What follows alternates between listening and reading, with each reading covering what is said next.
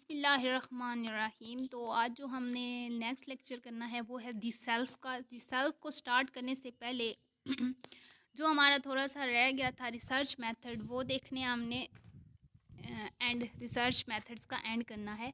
सबसे पहले Meta analysis. Meta analysis basically ये होता है कि मेटा एनालिसिस में हमने एक ही रिसर्च को बहुत बार करना है, देन रेपिटेशन ऑफ रिसर्च करनी है दैट वो आपको वो उसके बारे में हमें कोई शक व शुबा ना रहे कि वो गलत भी हो सकती है। This finding from a single study are far less convincing than a finding from a series of a related studies. This is why researchers are so interested in replication, which involve repeating a study using different participants in an attempt to duplicate previous findings. To rely on more sophisticated comparison procedures when dealing with contradictory findings from location study, researchers now use technique called meta analysis. अब आगे meta analysis की definition start हो रही है इधर से लेकर ओहो ऊपर तक। इसको मैं हाईलाइट नहीं किया, इस पिछले वाले को भी नहीं किया था। इधर से ऊपर स्टार्ट हो रही है। Meta analysis is a statistical technique to determine whether specific variable have important effect across many studies. एक ही वेरिएबल की अगर हमने बहुत सी स्टडीज़ की हैं, कहीं उनके फाइंडिंग्स में डिफरेंस तो नहीं आ रहा, ये हम स्टडी करने के लिए मेटा एनालिसिस यूज़ करते हैं।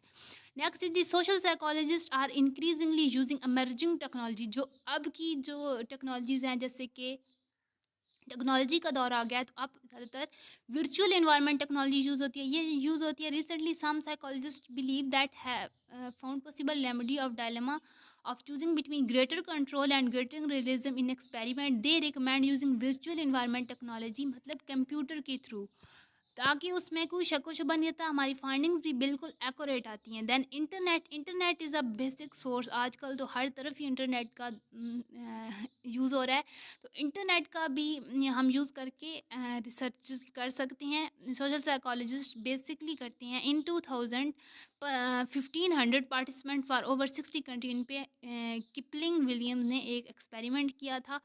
इसकी बहुत से फ़ायदे भी हैं और लिमिटेशन भी है। फ़ायदे ये हैं कि इसमें ज़्यादा एक्सपेंसिव इक्विपमेंट्स नहीं यूज़ होते, ज़्यादा टाइम नहीं वेस्ट होता है, रिसर्चर का होना नहीं ज़रूरी।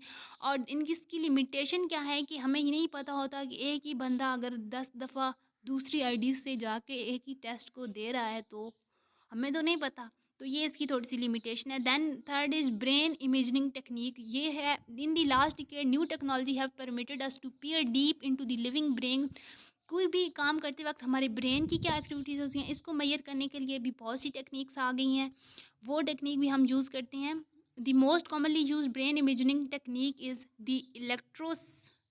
the electroencephalograph EEC and computerized axial tomograph CAT, magnetic resonance imaging MRI, positron emission tomograph PET, functional magnetic resonance imaging fMRI।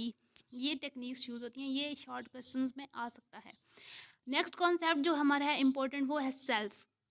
यहाँ सबसे पहले उन्होंने एक कोट मेंशन की हुई है that no topic is more interesting to people than people. For most people, moreover the most interesting is itself। कौन नहीं चाहता कि हम अपने बारे में जान सकें। तो सबसे पहले ये क्यों सेल्फ की स्टडी एमर्ज हुई, ज़्यादा उसका कॉन्सेप्ट आना स्टार्ट हुआ इन 1999। 9269 बुक्स में द वर्ड सेल्फ को यूज़ किया गया था। Self concept is person answer to the question who am I. हम कौन हैं, इसका आंसर हमें सेल्फ कॉन्सेप्ट में मिलना है। 20 statement as TST by Cohen and MC Partland have been used to have an idea about one's self concept. Self schemas क्या होती है? Self schemas basically a belief about one self। हमारे अपने बारे में जो बिलीफ है उनको सेल्फ स्कीमास कहते हैं। इसका आगे भी बहुत सारा यूज़ होना है। इसको आपने बात को सेल्फ स्कीमास को याद रखना है। Self schemas powerfully affect how we process with social information. The self is a symbol using self reflecting social being. ये इन्होंने 10 थोड़ी सी एक्सप्लेनेशन की वे आप पढ़ लेना। सब आगे यहाँ से इम्पोर्टेंट यूज़ हो रहा है कि कौन सा ब्रेन एरिया है जो कि हमारी कॉग्निटिव एबिलिटी, जो हमारी माइंड में चल रहा होता है, उसको कंट्रोल करता है एंड देन पार्ट प्ले करता है। That is a frontal lobe of cerebral cortex. Frontal lobe क्या होती है? फ्रंटल सबसे पहले सेरिबल कॉर्टेक्स क्या होती है? Cerebral cortex is the wrinkle looking outer layer of brain tissue that coordinate and integrate all the brain area into a fully functioning unite. This is the brain thinking center. इसको brain thinking center कहते हैं। जबकि frontal lobe वो coordination of movement में part play करती है and higher mental process such as planning, social skills and abstract thinking में वो पार्ट प्ले करती हैं। And the interior cingulate of frontal lobe is involve in self awareness. ये देखें, ये उन्होंने सारा बताया हुआ है। ये होता है फ्रंटल लोब एंड इंटीरियर किंगुलेट ये होता है जो कि किस में पार्ट प्ले करते हैं, हमने ऊपर पढ़ा था। Front lobe is involve in self awareness, जो ये पार्ट है ये फ्रंट सेल्फ अवेयरनेस में पार्ट प्ले करता है। देन मोस्ट इन्फ्लुएंस थियरिस्ट कौन कौन से? दो थे, एक था विलियम जेम्स एंड सेकंड था ये जॉर्ज मेड। जॉर्ज मेड एक सोशियोलॉजिस्ट हैं, जबकि विलियम जेम्स एक साइकोलॉजिस्ट थे। ये इन दोनों ने ज़्यादातर इसमें काम किया है। इन्होंने इन दोनों के कॉन्सेप्ट्स में थोड़ी सी डिफरेंस है। एक ने दी आई पे दिया था कॉन्सेप्ट और एक the me. The I is the active perceiver, initiator and regulator of action and me होता है the knowledge about one self, about our self, हम अपने बारे में क्या जानते हैं, वो होता है मी। टाइप ऑफ सेल्फ अवेयरनेस, अब सेल्फ अवेयरनेस की कितनी टाइप्स है? Two types. Private self awareness, हम अपने बारे में प्राइवेट तौर पर क्या जानते हैं वो होता है। जबकि पब्लिक अवेयरनेस, लोग हमारे बारे में जो जानते होते हैं।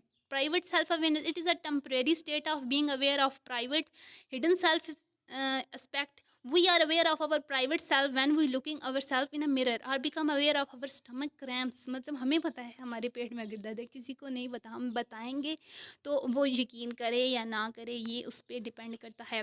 Public awareness, public is being aware of a public self aspect, जो हमारा दूसरों के साथ हम जैसा पोर्ट्रे करते हैं, लोग हमें वैसे ही जानते हैं। We become aware of our public self when we are being watched by others और आवर फोटोग्राफ इज टेकन। तो ये थोड़ा सा इन्होंने एक्सप्लेन किया, अगले लेक्चर में सही एक्सप्लेन करेंगे ये सेल्फ को। ये था सेल्फ की डेफिनेशंस और थोड़ा सा इंट्रोडक्टरी पार्ट। होप सो आपको समझ आ गया हो। तो अगर आपको इनसे फ़ायदा हो रहा हो तो दूसरों को रिकमेंड करें और सब्सक्राइब कर दें। और टिल देन अल्लाह हाफिज़।